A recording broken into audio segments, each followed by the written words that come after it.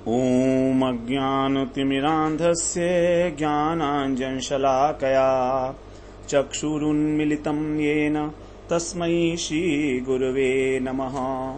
वन्देऽहं श्रीगुरो श्रीयुत्पदकमलं श्रीगुरून् वैष्णवांश्च श्रीरूपं साग्रजातं सहगण रघुनाथान्वितं तं सजीवम् साद्वैतं सावधूतं परिजन सहितं कृष्ण चैतन्य देवं श्री राधा कृष्ण पादान् सहगण ललिता श्री विशाखान्वितांश तमादिदेवं करुणानिधानं तमालवर्णं सुहितावतारम् अपार संसार समुद्र सेतुं भजामहे भागवत स्वरूपम्। हे देव हे दैत हे भुवनैक बंधो हे कृष्ण हे चपल हे करुणैक सिंधो हे नाथ हे रमण हे नयनाभिराम हा हा कदानुभवितासि पदं दृशोर्मे। श्री कृष्ण चैतन्य प्रभो नित्यानंद श्री अद्वैत गदाधर शिवसादि गौर भक्त वृंद। हरे कृष्ण कृष्ण कृष्ण हरे हरे हरे राम राम राम हरे हरे। हरे कृष्णा। सर्वप्रथम मैं अपने गुरुपाद पद ओम विष्णुपाद अष्टोत्तर शत श्री श्रीमद् भक्ति वेदांत माधव गोसाई महाराज के चरण कमलों में अनंत कोटि दंडवत प्रणाम ज्ञापन करता हूं। हम लोग श्रीमद् भागवत पुराण में छठा स्कंध श्रवण कर रहे हैं, जिसमें हमारा 20वां प्रकरण जो मनुष्यों के ऊपर किस प्रकार भगवान कृपा करते हैं, तो मनुष्य पोषण प्रकरण, क्योंकि ये छठे स्कंध का नाम है पोषण लीला। किस प्रकार से भगवान जो है अपने भक्तों का, मनुष्य हो चाहे देवता चाहे दैत्य कोई भी हो, सबका ही पोषण करने वाले हैं। तो इस प्रकार से यहाँ पर बताया गया है। हम लोग अजामिल उपाख्यान श्रवण कर रहे हैं दूसरे अध्याय में। तो यहाँ पर विष्णुदूतों ने यमदूतों से प्रश्न पूछे, उनका उत्तर दिया यमदूतों ने, और अब विष्णुदूत जो है भागवत धर्म का यहाँ पर प्रतिपादन कर रहे हैं। बता रहे हैं कि मरते समय यदि कोई मनुष्य के मुख से भगवान का नाम निकल जाए तो बस इतने से ही उसके द्वारा जितने भी प्रायश्चित किए गए हैं उन सब का नाश हो जाता है। जितने पाप किए गए हैं उन सब का प्रायश्चित हो जाता है। ये सबसे बड़ा प्रायश्चित है भगवान का नाम। और भगवान के नामों का उच्चारण करने से मनुष्य की जो बुद्धि है वो भगवान में लग जाती है, भगवान के गुण में, लीला में, भगवान के परिकरों में, उनके स्वरूप में रम जाती है, और स्वयं भगवान की भी उसके प्रति आत्मीय बुद्धि हो जाती है। बड़ी इंपॉर्टेंट बात है ये। हमारी बुद्धि भगवान में रमे, ये तो एक बात हुई, क्योंकि कभी पूरी रम भी नहीं सकती। हमारा तो जड़ बुद्धि है, संसार के अंदर हमारा इतना प्रलोभन है। लेकिन सबसे बड़ी प्रेरणा की बात यह है कि उसमें कह रहे हैं भगवान की भी उसके प्रति आत्मीय बुद्धि हो जाती है। नाम व्यारणम विष्णुर यतस तद विषयामति ही। तो भगवान भी उसको अपना मानने लगते हैं जो भगवान का नाम लेता है। ये सबसे इंपॉर्टेंट बात है, यही हमारे लिए प्रेरणा है। यदि हम भगवान का नाम लेते हैं तो हम तो भगवान तक नहीं पहुंच सकते, लेकिन भगवान के लिए हमारे तक पहुंचना क्या बड़ी बात है। हमारा एक कदम तो कुछ भी नहीं है, और भगवान का एक कदम तो सारी भूमंडल को नाप लिया था उन्होंने। तो यही सबसे बड़ी बात है कि भगवान की भी उसके प्रति आत्मीय बुद्धि हो जाती है कि मेरा जन है, मेरा निज जन है। और हमने पिछले सत्र में श्रवण किया नाम की महिमा का, कि किस प्रकार केवल भगवान का नाम लेने से ही जो है हमारे को आनुषंगिक रूप से धर्म अर्थ काम मोक्ष की प्राप्ति हो जाती है, और उसके बाद कृष्ण प्रेम की प्राप्ति होती है, जो मुख्य फल है। यही वास्तव में भक्ति योग है। तन्नाम ग्रहणादि भी, भगवान का नाम लेना ही भक्ति है। तन्नाम ग्रहणादि भी। अब हम 13वें श्लोक से यहाँ पर आरंभ करेंगे। यहाँ पर कहा जा रहा है, अथैनमापनयत् कृताशेषाघ निष्कृतम् यदसौ भगवन्नाम म्रियमाणः समग्रहीत। अथ माने अतः अशेष अघम, जो अशेष पाप हैं, अशेष मतलब संपूर्ण जितने भी पाप हैं, संपूर्ण पापों का निष्कृतम कृत, उसने जितने भी पाप हैं उनका प्रायश्चित कर चुका है। ये जो अजामिल है, क्योंकि इसने नारायण का नाम लिया है, इसलिए ये न माने इसको मां अपनयत, इसको मत ले जाओ, मां माने मत ले जाओ, मत, और अपनयत माने ले जाना।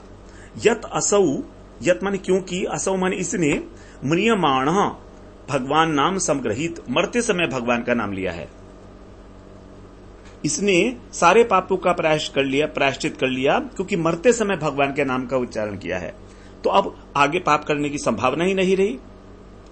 म्रियमाण का मतलब है कि अब ये मरणासन्न अवस्था में है, शैया पर पड़ा हुआ है, अब ये पाप नहीं कर सकता है।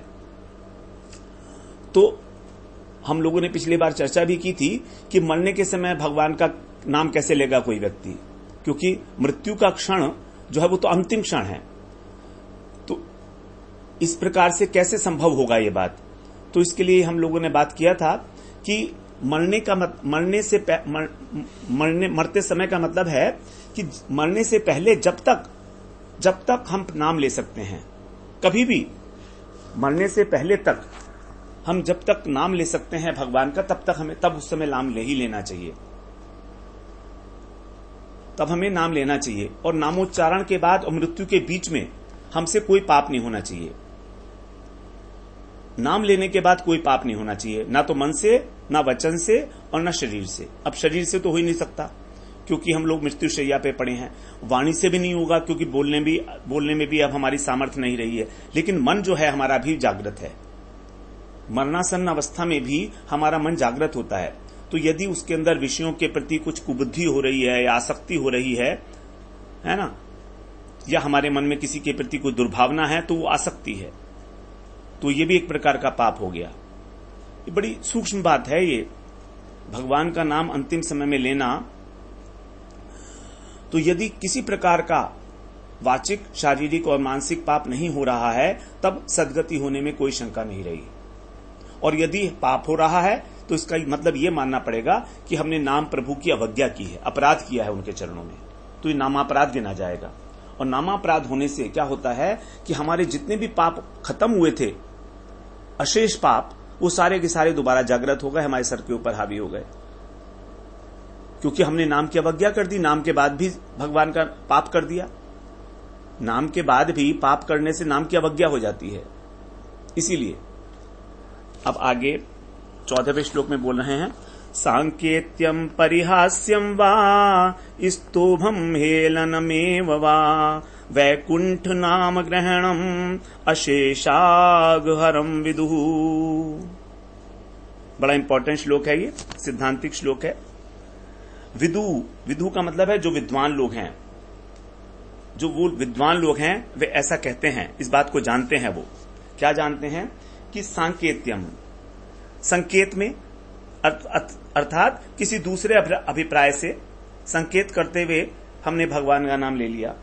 परिहास्यम, हंसते हुए, परिहास करते हुए, हास परिहास में। स्तोभम, स्तोभम का मतलब है किसी की अवहेलना करने में, किसी को व्यंग मारने में। ऐसा करते हैं ना लोग, व्यंग मारते हैं कि कोई जैसे जा रहा है, माला करते हुए जा रहा है, तो दूर से लोग देखते हैं, देखो देखो हरे कृष्णा वाला आदमी जा रहा है, देखो, तो ये ताना मार रहा है, हाँ भैया हरे कृष्णा आ गए, हरे कृष्णा आ गए, ऐसे बोलते हैं लोग। तो ये व्यंग है, ताना मारते हैं। तो अवहेलना किया इसमें भी। और इसके बाद कह रहे हैं, नहीं, स्तोभम का मतलब है ताना मारना और हेलना का मतलब है अवहेलना।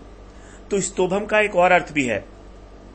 स्तोभम का अर्थ होता है कि कभी कभी हम लोग कोई गीत संगीत में तान अलापते हैं, तो उसके बाद बीच में रामा और रामा शब्द आ जाता है, रामा और रामा। तो ये इस प्रकार से बीच में जो गैप होता है उसको कवर करने के लिए, तान मिलाने के लिए हम लोग जो बोलते हैं उसको स्तोभ बोलते हैं। और अथवा अवहेलना, तो ताना मारना जो है वो अवहेलना आएगा। यहां पर तान लेना, स्तोभ का मतलब है ताना मारना, व्यंग करना नहीं है स्तोभ का मतलब। स्तोभ का मतलब है कि तान बनाने के लिए, लय बनाने के लिए।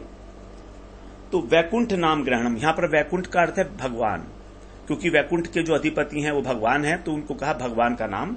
ग्रहणम माने लेना, अशेष अघम हरम विधु, हमारे संपूर्ण पापों को नाश कर देता है। 4 प्रकार से यहां पर बताया, संकेत में, परिहास में, ताना लापते हुए और किसी की अवहेलना करने में। वैकुंठ नाम ग्रहणम अशेषाघ हरम विधु। अब आगे 15वें श्लोक में बोलते हैं, पतितः स्खलितो भग्नः संदष्टस्तप्त आहतः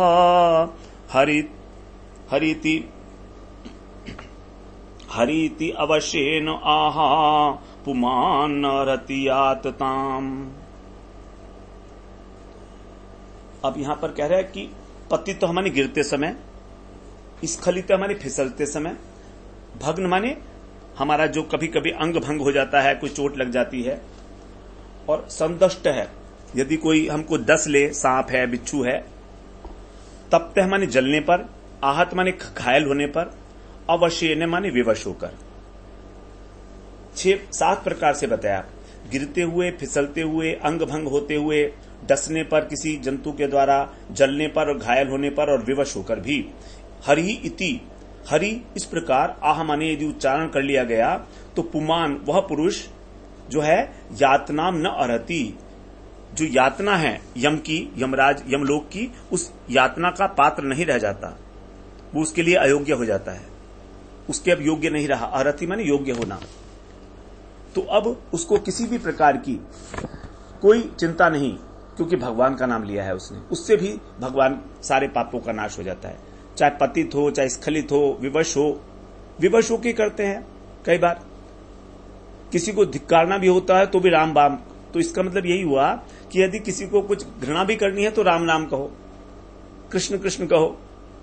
कोई अशुद्ध मान लीजिए हमारे ऊपर कोई अशुद्धि पड़ गई है ना, तो हम बोलते भी हैं, अरे राम राम क्या कर रहे हो, क्या कर रहे हो, राम राम निकल ही जाता है। तो इतने से ही जो है नाम लेने वाले का मंगल हो जाता है, क्योंकि नाम में बड़ी शक्ति है। वेदों में बताया गया है, अमर्त्यस्य ते भूरि नाम मनामहे। अमर्त्य है नाम, ये जो है इस मृत्युलोक का नाम नहीं है, ये नाम जो है वैकुंठ से आया हुआ है। अमर्त्य हमारा जो मृत्युलोक है ये मरण धर्मा है, लेकिन नाम जो है वो वैकुंठ का, वैकुंठ लोक से अवतरित हुआ है नाम। नाम प्रभु जो हैं 16वें श्लोक में बोलते हैं, गुरूणाम च लघूनाम च गुरूणी च लघुनी च प्रायश्चित्तानि पापानाम ज्ञात्वोक्तानि महर्षिभिः। महर्षिभिः माने महर्षियों ने इस प्रकार का डिसाइड वो किया है, बताया है कि गुरूणाम च, गुरु का मतलब बड़े बड़े, पापा नाम पापों के लिए, तो गुरूणी बड़े बड़े ही और छोटे पापों के लिए छोटे ही प्रायश्चित बताए हैं। महर्षियों ने बड़े पापों के लिए बड़े प्रायश्चित और छोटे पापों के लिए छोटे प्रायश्चित बताए हैं। ये ज्ञात्वा कैसे, मतलब शास्त्रों के अनुसार। तो शास्त्रों के अनुसार इस प्रकार का विधान किया गया है कि जैसा पाप होगा उसी प्रकार का प्रायश्चित होगा। लेकिन उस प्रायश्चित से क्या होगा ये आगे कह रहे हैं 17वें श्लोक में, तैस्तान्यघानि पूयन्ते तपोदान जपादिभिः ना धर्मजं तद्धृदयं तदपीशांघ्रि सेवया। यहां कह रहे हैं तई माने उन, तपह दान जप आदि भी, अतः तपस्या दान जप आदि से, तानी अघानी उन पापों से, पूयन्ते माने पवित्र हो जाते हैं। इसमें संदेह नहीं है कि तपस्या दान जप आदि जो प्रायश्चित उन्होंने बताए हैं महर्षियों ने शास्त्रों के अनुसार, तो उनके द्वारा ये पाप तो नष्ट हो जाते हैं। तत् माने लेकिन उनका अधर्मजम अर्थात अधर्म को उत्पन्न करने वाला, अधर्म को उत्पन्न करने वाला जो हृदयम, जो उनका हृदय है, वो न माने नहीं पवित्र होता। उनका जो चित्त है जो अधर्म से पापों से मलिन हो चुका है वो शुद्ध नहीं होता। तत्अपि, और वह चित्त भी ईश अंघ्रि सेवया, भगवान के चरणों की सेवा से पवित्र हो जाता है। तो उनके द्वारा जो उपाय बताए गए हैं उनसे पाप तो नष्ट हो जाएगा, लेकिन चित्त शुद्ध नहीं हुआ। अब यदि चित्त शुद्ध नहीं हुआ तो फिर दोबारा पाप करेगा, फिर उसका फायदा भी क्या हुआ प्रायश्चित का। इसी बात, यही तो प्रश्न पूछा था परीक्षित महाराज ने कि ऐसा प्रायश्चित कर्म करने का क्या फायदा कि बार बार वही उसी प्रकार का जो है पाप करे, वो पाप करने में प्रवृत्त हो वो व्यक्ति। जब हृदय जो है जब तक पवित्र नहीं होगा तब तक पाप करने की वासना रहेगी ही रहेगी। और हृदय कैसे पवित्र होगा? हृदय पवित्र तभी होता है जब उसके अंदर भगवान की भक्ति आती है। बिना भक्ति के भगवान की भक्ति के बिना हृदय पवित्र नहीं होता। तभी तो भक्ति योग को सर्वश्रेष्ठ बताया गया है। ज्ञान योग, कर्म योग, जितने भी योग हैं ये, इन सब से हमारा हृदय पवित्र नहीं होता है। 18वें श्लोक में बोलते हैं अज्ञानात् अथवा ज्ञानात् उत्तम श्लोक नाम यत् संकीर्तितम अघम पुंसो दहे देहो यथा नलः। अब यहां पर उदाहरण दे रहे हैं कैसे। यहां पर कह रहे हैं कि अनजाने में अज्ञानात अथवा ज्ञानात जानबूझकर, संकीर्तितम माने जो संकीर्तित किया गया है अर्थात जिसकी कीर्ति का गायन किया गया है, ऐसा यद उत्तम श्लोक नाम, जो भगवान का नाम है वो उसी प्रकार से पवित्र करता है जैसे, यथा माने जैसे, अनलह, अनल माने अग्नि, एध माने ईंधन। तो जैसे अग्नि सूखी लकड़ी को, ईंधन को पुंसः जला देती है, उसी प्रकार पुंसः अगम दहेत, भगवान का नाम भी उस व्यक्ति के जो पाप हैं, अगम माने पाप हैं, दहेत उनको भस्म कर देता है। तो भगवान के नाम का संकीर्तन चाहे जानबूझकर किया जाए चाहे अनजाने में किया जाए, उसी प्रकार से पाप को नष्ट कर देता है। जैसे चाहे हम ईंधन का अग्नि से स्पर्श जानबूझकर कराएं अथवा अनजाने में हो जाए, कैसे भी हो जाता है, तो वो तो जलेगा ही जलेगा, लकड़ी तो जलेगी ही जलेगी। उसी प्रकार से पाप राशि जल जाती है।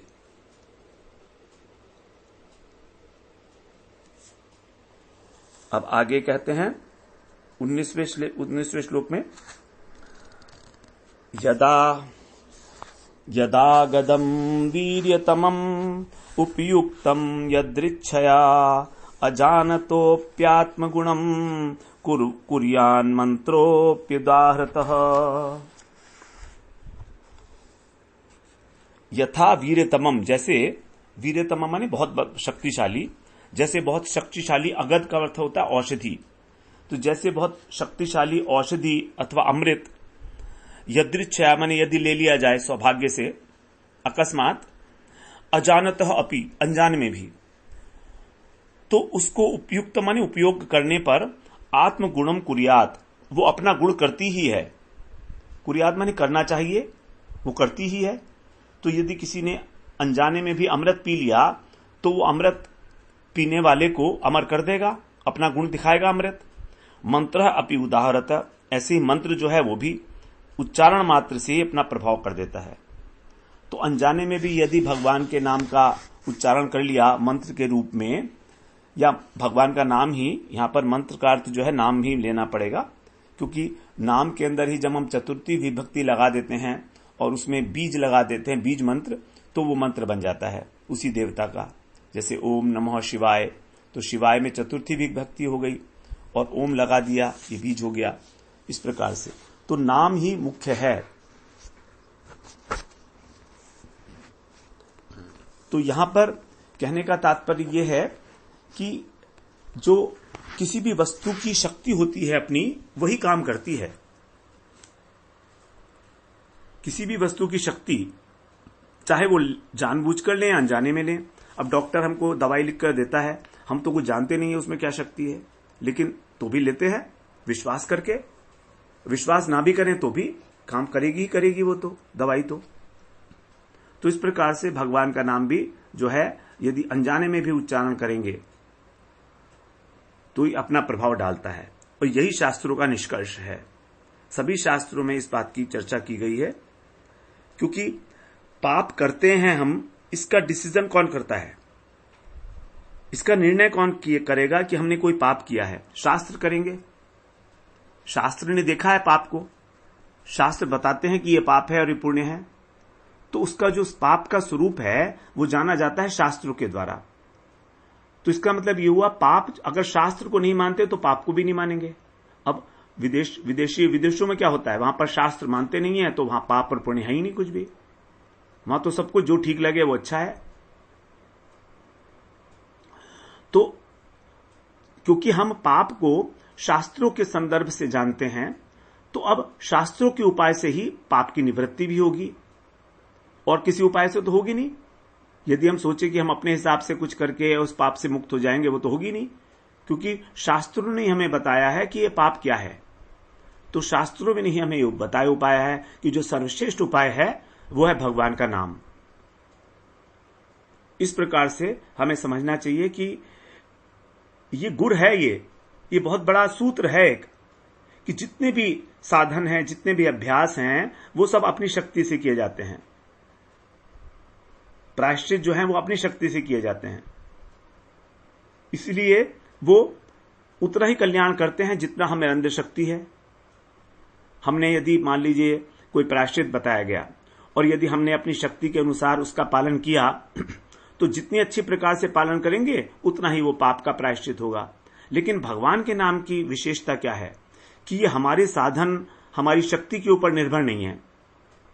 हमारे बल से भगवान के नाम को बल नहीं मिलता, बल्कि इसके अंदर स्वयं भगवान का बल है नाम में। जबकि जो यज्ञ तप इत्यादि हैं उसके अंदर भगवान का बल नहीं है, उसके अंदर हमारी शक्ति काम कर रही है, हम प्रयत्नशील हैं। तो दूसरी बात, लोग कहते हैं कि भगवान के नाम पर पहले तुम विश्वास करो तब नाम का फल मिलेगा तुमको। वो बात तो बहुत अच्छी है, अगर हम विश्वास करके और भगवान का नाम लेंगे तो उसका बहुत फायदा होगा। लेकिन ऐसा नहीं है कि यदि हमें विश्वास नहीं है तो हमें भगवान का नाम नहीं लेना चाहिए। लेना चाहिए, बिल्कुल हमें ऐसा नहीं सोचना है कि जब हमें विश्वास होगा तब हम भगवान का नाम लेंगे, बिल्कुल नहीं सोचना चाहिए ऐसे, क्योंकि नाम की अपनी शक्ति को हमें समझना चाहिए और यह अनुभव की बात है। जब तक हमें अनुभव नहीं होगा तब तक हमारे लिए ये बात केवल एक बौद्धिक वो है, एक्सरसाइज के रूप में होगी। बस एक विचार है, एक बौद्धिक विचार है, हमने सुना और अच्छा लगा। तो अपने अनुभव में जब हम लाते हैं कि भगवान के नाम में कितनी शक्ति है, तब हमारी जो श्रद्धा है वो बहुत ऊपर उठ जाती है। तो यदि कहें कि हमारी भगवान के नाम पर श्रद्धा नहीं है तो भगवान का नाम फल कैसे देगा, तो ये तो क्या हुआ, ये तो हमने अपनी श्रद्धा को नाम के ऊपर रख दिया, अपनी श्रद्धा को नाम के ऊपर रख दिया, जबकि ऐसा नहीं हो सकता। हम चाहे श्रद्धा करें चाहे ना करें, नाम तो अपना फल देगा ही देगा, चाहे वो गौण फल ही दे, और वो गौण फल ही देगा अपना, मुख्य फल तो देगा नहीं नाम।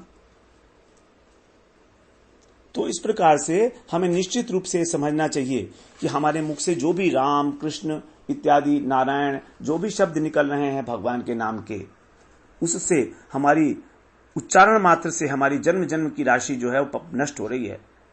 और हमारा कोई एक जन्म दो जन्म नहीं है, अनंत अनंत अनंत जन्म है, कोई हिसाब नहीं है हमारे पापों का। कोई कहे कि मेरे पाप इतने हैं, नहीं हो सकता, अनंत पाप है, अनंत। उन अनंत पापों को न शमन करना है हमको। जरा यदि हम ध्यान से पूर्वक देखेंगे कि हम अपने जीवन में आज भी कितने अधिक पाप कर रहे हैं, लगातार हमारे द्वारा पाप हो रहे हैं, लगातार अनजाने में और अनजाने में पाप तो हो रहे हैं। पता नहीं कितने बैक्टीरियाज मर रहे हैं हमारे अंदर। जब हम श्वास लेते हैं तो हजारों करोड़ों बैक्टीरियाज मर जाते हैं,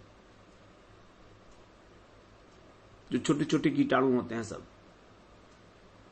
तो इस प्रकार से नाम में इतनी अपार शक्ति भगवान ने भरी है कि अन्यथा तो मनुष्य का कल्याण होने की कोई संभावना ही नहीं थी, कोई संभावना नहीं थी। और किसी भी समय नाम लिया जा सकता है भगवान का, सबसे इंपॉर्टेंट बात है। इसमें कोई देश का, किसी समय का, काल का कोई नियम है ही नहीं, चाहे सतयुग हो, चाहे कलयुग हो, चाहे त्रेता युग हो। ये बात हम लोग पिछले सत्र में बहुत विस्तृत रूप से करके आए थे। तो यहां पर जो है अजामिल के प्रसंग में एक कथा आती है, हम लोगों ने पहले भी उसे श्रवण किया था, थोड़ा सा दोबारा उसकी पुनरावृत्ति करते हैं। पुराणांतर में एक कथा है अन्य पुराणों में कि अजामिल जिस गांव में रहता था वहां ये लोग वैष्णव महात्मा थे, वो पहुंचे। रात का समय था, किसी सदगृहस्थ के यहां ठहरना चाहते थे जहां पर जो है सात्विक इनको वातावरण मिल जाए। और वहां पर कुछ बच्चे खेल रहे थे, तो इन्होंने उनसे पूछा कि भाई ऐसा कोई ब्राह्मण, कोई सदगृहस्थ है जिसके हम घर पर टिक जाएं, आज रात को हमें यहां पर रहना पड़ेगा। गांव में यात्रा कर रहे थे, तो गांव के बच्चे जो होते हैं वो थोड़े से उपहास प्रिय होते हैं, मजाक करते हुए। तो उसी प्रकार से उन्होंने जो है उपहास करते हुए और उनसे कह दिया कि तुम जो है इसके यहां चले जाओ, अजामिल के यहां, व्यंग में, कि हमारे गांव में सबसे बड़ा जो धर्मात्मा है वो अजामिल है, आप उसी के दरवाजे पर चले जाइए। ब्राह्मण तो था ही अजामिल, तो वहां पर आपको स्वागत भी करेंगे और खाना पीना भी हो जाएगा आपका अच्छी प्रकार से। तो महात्मा लोग जब गए वहां पर, तो अजामिल घर पर नहीं था, उनकी पत्नी थी। तो उसने कहा पत्नी ने कि देखिए हमारे घर पर तो कभी कोई साधु आता नहीं है, लेकिन आज हमारा धन्य भाग है कि अब साधु आए हैं हमारे यहाँ। तो उसने उन्हें बिठाया महात्मा को और स्वागत सत्कार किया, और अपने बच्चे को जो है, छोटा बच्चा था उसका, तो तभी उसका जो है कहा कि आप इस बच्चे को नाम दे दें। अब महात्मा तो समझ गए कि ये स्त्री जो है पतित है और इसका पति भी उसी प्रकार से होगा, वो भी पतित ही होगा, क्योंकि जब नजर दौड़ाई उन्होंने तो देखा कि सब चोरी वोरी का माल है, घर में शराब वगैरह का भी वो आ रही है, गंध आ रही है।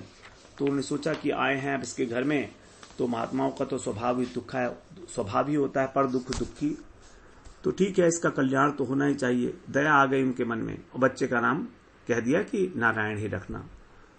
तो इस प्रकार से उसने जो है जामिल की पत्नी ने और महात्मा की बात मानकर बच्चे का नाम ही नारायण रख लिया, और उसी से अजामिल का उद्धार हुआ है। यही एक घटना देखिए कितनी बड़ी है, जो पूरे भागवत के अंदर बड़ी विस्तार से चर्चा हम लोग आज कर रहे हैं उसकी, किस प्रकार से ये सब हुआ है। अब आगे 20वें श्लोक में सुखदेव जी कह रहे हैं, श्री शुक उवाच तयेवं सुविनिर्णीय धर्मं भागवतं नृप तम याम्य पाशन निर्मुच्य विप्रमत्योरमुमुचन। हे राजन नृप, तो माने उन भागवत पार्षदों ने भागवतम धर्म, भागवत धर्म का सुविनिर्णीय में अच्छी प्रकार से निर्णय सुना दिया, अच्छी प्रकार से पूरा कि किसी प्रकार का कोई संशय ना रहे कि भागवत धर्म क्या है। तम विप्र, तब जो अजामिल था उसको जो पाश थे यमराज के, याम्या पाशान, उन यमराज के पाशों से, फंदों से निर्मुच्य माने खोलकर अमृत्यु अमुमुचन, मृत्यु से छुड़ा दिया। तो अजामिल को उन्होंने छुड़वा लिया और उस प्रकार उसको मृत्यु के मुख से बचा लिया। भगवान के पार्षदों ने अजामिल को मृत्यु के मुख से ही बचा लिया, बड़ी सुंदर रीति से भागवत धर्म का वर्णन करके। अब 21वें श्लोक में कह रहे हैं, इति प्रत्युदिता याम्या दूता यात्वा यमांतिके यमराज्ञे यथा सर्वम अचक्षुर्जन्दम। अरिंदम का मतलब है शत्रुनाशक, अरि मतलब शत्रु, तो अरि शत्रुओं के नाशक परीक्षित जी इति माने इस प्रकार प्रत्युदिता, प्रत्युत्तर पाकर, सुखदेव जी महाराज कह रहे हैं इस प्रकार उत्तर पाकर, याम्या दूता, जो यमराज के दूत थे वे यम अंतिके, यमराज के पास यात्वा माने जाकर, यमराज्ञे, यमराज से उन्होंने सर्वम आचक्षु, सारी बातें जो कि तू सुना दी, सारी घटना जैसा उसके और पार्षदों के बीच में जो भी घटना हुई थी, तो वो घटना सारी की सारी सुना दी उन्होंने। अब इस घटना की जो चर्चा है वो आगे 3रे अध्याय में हम लोग श्रवण करेंगे। अभी अब 22वें श्लोक में कह रहे हैं सुखदेव जी, द्विजः पाशाद विनिर्मुक्तो गत भी प्रकृतिम गतः ववंदे शिरसा विष्णु किंकरान दर्शनोत्सवः। अब यहां पर कह रहे हैं द्विजय पाशात विनिर्मुक्तो, द्विज वो जो अजामिल था, पाशात निर्मुक्तो, उस यमदूतों के फंदे से छूट कर क्या हुआ उसका, गत भी माने भय, गत माने निर्भय, गत भी माने निर्भय होना, तो निर्भय हो गया। और प्रकृतिम गतः, अपनी प्रकृति को प्राप्त हो गया, अर्थात स्वस्थ हो गया। तो यहां पर उसको द्विज कहा। यद्यपि वो वैश्या के साथ रह रहा था और उसने एक प्रकार से ब्राह्मण का तो त्याग ही कर दिया था, लेकिन क्योंकि जन्म से वो ब्राह्मण ही था इसलिए उसको द्विज कहा गया। अधम ब्राह्मण था लेकिन फिर भी उसको द्विज कह के संबोधन किया सुखदेव जी ने। और कहा गत भी, अर्थात उसको जो मृत्यु का भय लग रहा था कि अब मेरा मृत्यु होगी, मुझे दंड मिलेगा, तो वो सारा का सारा भय उसका नष्ट हो गया और वो अपनी प्रकृति में गत है, अपने में स्वरूप में स्थित हो गया, अर्थात स्वस्थ हो गया। तब विष्णु किंकरान, उसने भगवान के जो दूत थे उनको दर्शन उत्सव, दर्शन से प्रसन्न होकर, उत्सव का मतलब प्रसन्न होना, मग्न हो जाना। उत्सव में क्या होता है, आनंद मग्न हो जाता है ना व्यक्ति, तो उस दर्शन जनित आनंद में मग्न होकर उसने और शिरसा ववंदे, उनको सिर झुकाकर प्रणाम किया। देखिए ये होता है साधु के प्रति जो है अवनत हुए, प्रणाम किया, नमस्कार। भगवान ने जो कहा है कि माम नमस्कुरु, नमस्कार का फल है ये कि साधु को नमस्कार किया उन्होंने, विष्णु दूतों को जो परम वैष्णव हैं। तो इस प्रकार जो नमस्कार का फल क्या है देखिएगा, यही सब फल है उसका, जो है ज्ञान चक्षु खुल गए अजामिल के। तो उस आनंद में मग्न होकर उसने उनको प्रणाम किया क्योंकि उन्होंने छुड़ाया था उसको। अब 23वें श्लोक में बोलते हैं, तम विविक्षुम अभिप्रेत्य महापुरुष किंकरः सहसा पश्यतस्तस्य तंत्रांतर दधिरे नघ। हे अनघ, अर्थात हे निष्पाप परीक्षित, क्योंकि यहां पर परीक्षित जी को अनघ कह दिया। कह रहे हैं परीक्षित तुम ये मत सोचना कि तुमने कोई पाप किया है, तुम तो अनघ हो, तुम तो निष्पाप हो। जैसे भगवान ने भी गीता में अर्जुन को कई बार अनघ कहा है, कहीं उसके मन में आ जाए कि कहीं मैंने तो पाप नहीं किया कुछ। तो कह रहे हैं निष्पाप परीक्षित, तम विविक्षु, विविक्षु माने बोलने की इच्छा। तो अब वो अजामिल जो है उसको बोलने की इच्छा हुई, और ऐसा अभिप्रेत्य माने जानकर। तो भगवान के पार्षदों ने देखा कि अजामिल कुछ बोलना चाह रहा है, तो ऐसा जानकर महापुरुष किंकरा, जो भगवान, महापुरुष कहा भगवान को, उनके जो किंकर हैं अर्थात पार्षद हैं, विष्णु पार्षद, उन्होंने तस्य पश्यतः, उसके देखते देखते ही सहसा तत्र, सहसा माने अचानक, तत्र माने वहीं पर ही, अंतर्दधीरे, वहीं पर अंतर ध्यान हो गए, देखते देखते ही उसके सामने सहसा। 24वें श्लोक में बोलते हैं, अजामिलोप्यथा कर्ण्य दूतानाम यम कृष्णयो धर्मम भागवतम शुद्धम त्रैविध्यम च गुणाश्रयम। अजामिल अपि, जो अजामिल था उसने भी, कृष्णयो शुद्धम, जो भगवान है उनकी महिमा जब उसने सुनी, भगवान की शुद्धम भागवतम धर्म, भगवान की जो शुद्ध भागवत धर्म की महिमा सुनी, यमदूता नाम, यमदूतों से जो है वो त्रिवेदम गुणाश्रयम, वेदों के द्वारा प्रतिपादित जो गुणाश्रय है, मतलब धर्म है, सगुण धर्म, वर्णाश्रम धर्म, प्रवृत्ति मूलक धर्म, उसको अथाकर्ण्य सुनकर। तो दो बातें सुनी उसने, भगवान के पार्षदों से विशुद्ध भागवत धर्म को सुना, और यमदूतों के मुख से जो वेदों में कहा गया है प्रवृत्तिक विषयक धर्म, जो हमको कर्म में लगाता है, सगुण सकाम भक्ति में लगाता है, उस प्रकार का उसने श्रवण किया था अजामिल ने। तो ऐसा आकर्ण्य माने सुनकर, दोनों बातों को उसने बहुत अच्छी तरह से सुना, साक्षात जैसे उसके सामने ये सब कुछ बोल रहे हैं वो लोग। अब देखिए कौन सी भाषा में वो बोल रहे होंगे, संस्कृत में बोल रहे होंगे, और अजामिल तो खैर संस्कृत जानता ही था तो सब बातें समझ गया, लेकिन वहां पर जो कम्युनिकेशन है उस लेवल के ऊपर, वो भी जो है नॉन वर्बल कम्युनिकेशन होता है। इवन संकेत मात्र से समझ लिया जाता है कि क्या कहा जा रहा है। ऐसा हम लोगों ने कभी कभी अनुभव भी किया होगा आपने, कि स्वप्न के अंदर भी ऐसा होता है। कभी कभी हम लोग स्वप्न के अंदर जो है कोई व्यक्ति कुछ बोलना चाह रहा है और हम उसके बिना बोले ही समझ लेते हैं कि वो क्या बोलना चाह रहा है। तो यहां पर उसकी जो है अब स्थिति का वर्णन है, मानसिक स्थिति का, कि क्या है। तो अजामिल ने बहुत अच्छे तरीके से उस संवाद को अपने कानों से सुना। आकरणे माने अपने कानों से, अच्छी प्रकार, आ माने अच्छी प्रकार से, पूरा का पूरा। और यद्यपि अजामिल पापी है, लेकिन अब यहां पर भगवान की जो कृपा है वो तो स्वतंत्र है, तो वो तो किसी पर भी कृपा कर सकते हैं। वो तो ये देखती नहीं है कि इसने कोई साधन किया है कि नहीं कहा है। तो अब यहां पर अजामिल के ऊपर भगवान की कृपा हो गई है, ऐसा मानना चाहिए। तो जो यमदूत थे उन्होंने तो प्रकृति के 3 गुणों के ऊपर, सत्व रज तम के ऊपर आधारित जो वैदिक धर्म है, प्रवृत्ति धर्म, जिसको गीता में कहा त्रिगुणिया विषया वेदा निस्त्रय गुणियों भवार्जन, वेदों के अंदर जो 3 प्रकार की सकाम धर्म का प्रतिपादन किया गया है वो, तो उसको उन्होंने सुना।